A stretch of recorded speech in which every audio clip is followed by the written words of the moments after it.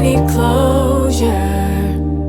I'm afraid to get too deep in my feelings, but come closer. Kick processing,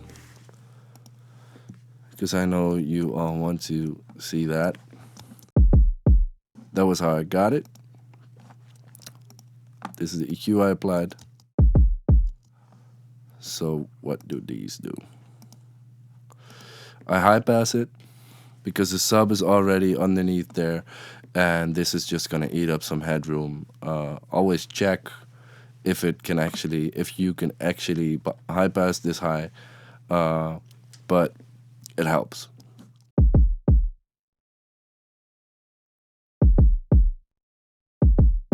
I feel this, the knock comes out more, and it gets less slow because those low frequencies tend to be really slow and have a long decay. And now the emphasis is a bit more on the mid frequencies. And then 78, sorry, to get a bit more punch out of there.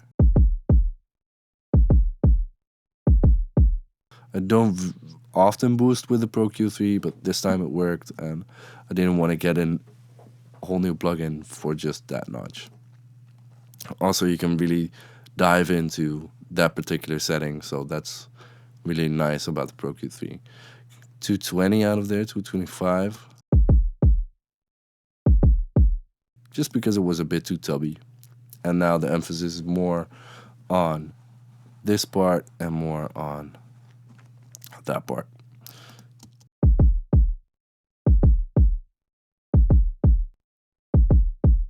Bit boxiness. Talk, talk, talk. Now it's a bit rounder, more feels warmer, subbier. Without adding any of that low end. Just taking out some frequencies to shift the contrast so it sounds rounder and more focused towards the low end. Let's see lo-fi.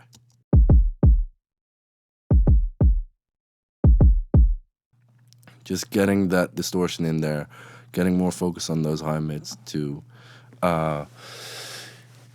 push it through the mix a bit more.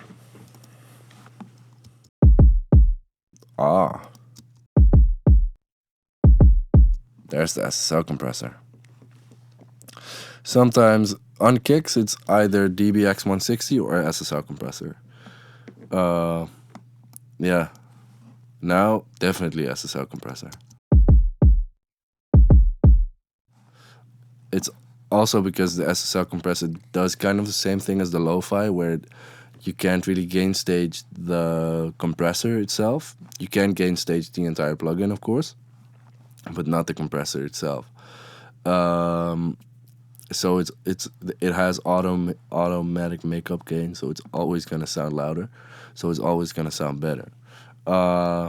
Did a bit of a notch on 1.6. It's just finding where it is and driving the desk. That's something I do on the real desk as well. Just driving the line gains to get that extra saturation out of there, extra punch out of there. Adds a lot. And I also added a gate on there because I felt it was too long. The kick decay was too long, so I just needed that to interact with each other and just get out of that gate, get the transient in there, then the transient goes over the threshold, it gets ducked down, then the decay of the kick happens, and then the gate takes that decay back again. So you get more of a... It's really just transient shaping that kick with the compressor, expander, gate. Well, it's an expander this time. Compressor, expander combo. Then some more transient shaping with the transient designer.